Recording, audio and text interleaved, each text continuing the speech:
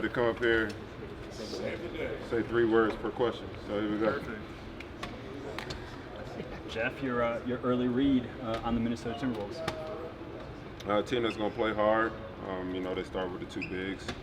And got a veteran point guard, a young talent in Edwards. So it's going to be a tough task, but I think we prepared and we're ready.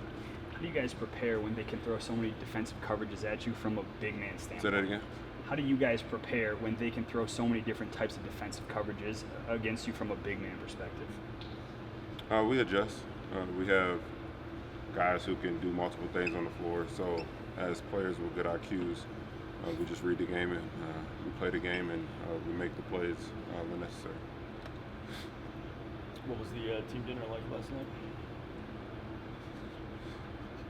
It was good. It was a team dinner. We got together. We watched the game to figure out who we were going to play. And we sat. We just, we shoot for a little while and had a little fun. Do you think it's a good or a bad team that you know, or it's a good or a bad thing that you know this team as well as you guys know them, and they probably know you?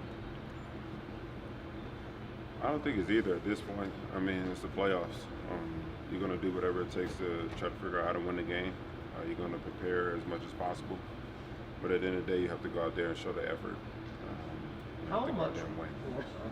That's all good, dude. Way to be ready, though. My great answer. Yeah, maybe this will be a better answer.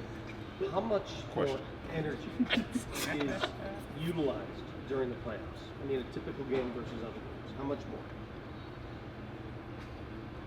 Better answer.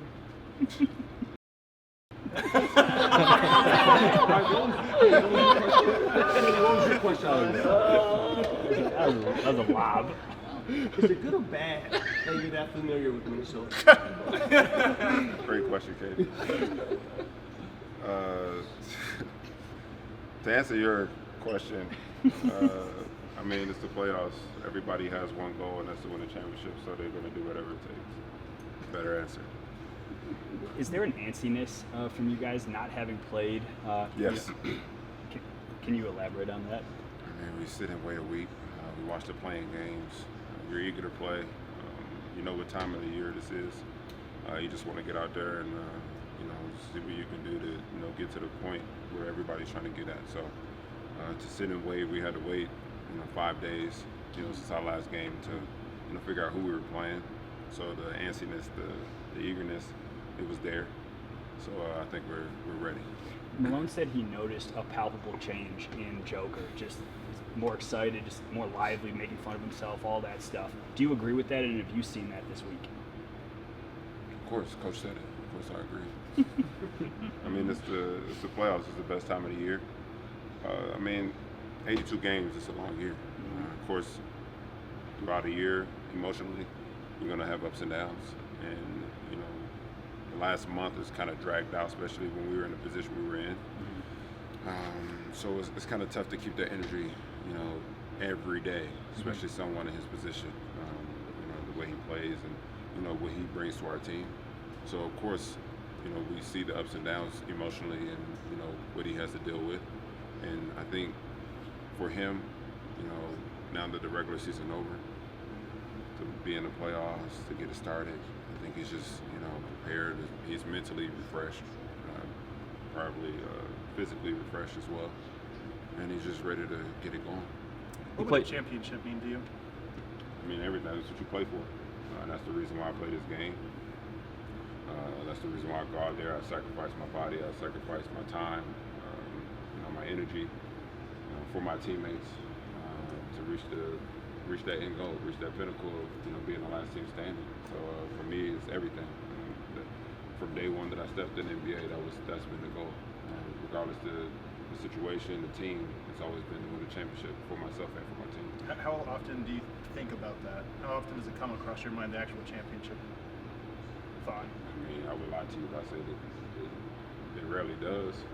But at this point, I try to just focus on one game. I try not to think about game 16. I try to think about game 1 and focus on the game after that. So it's hard, but you have to do it some way to make sure you're locked in at the task at hand and be in the present moment. You've been in a lot of playoff runs over the years. What's the biggest thing you've learned that you try to maybe share with some of the younger guys on this team as they get ready to go?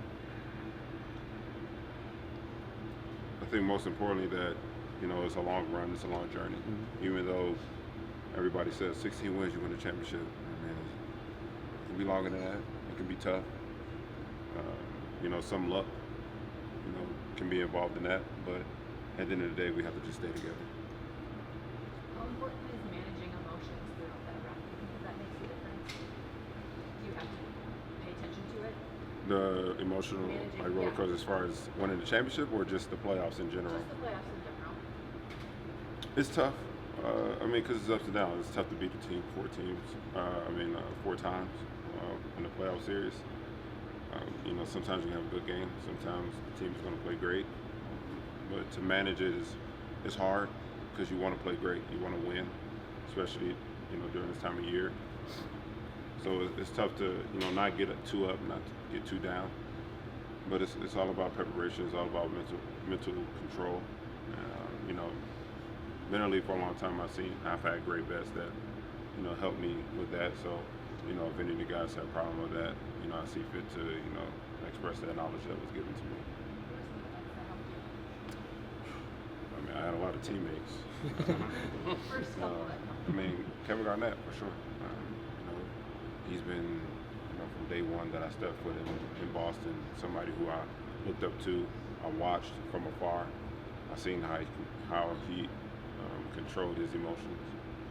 I mean, you guys see the, you know, the curse and stuff, but, you know, in the locker room, you visualize and you see, you know, what he's doing to, you know, control his emotions. I have Vince Carter, you know, Paul Pierce. You know, I had a lot, man. I had a lot of help along the way to get me to this point. So they taught me a lot, and it's just my duty now to, you know, release that message that whatever can help, you know. So, you know, we'll see when the time comes. Thank you. Thanks, Joe.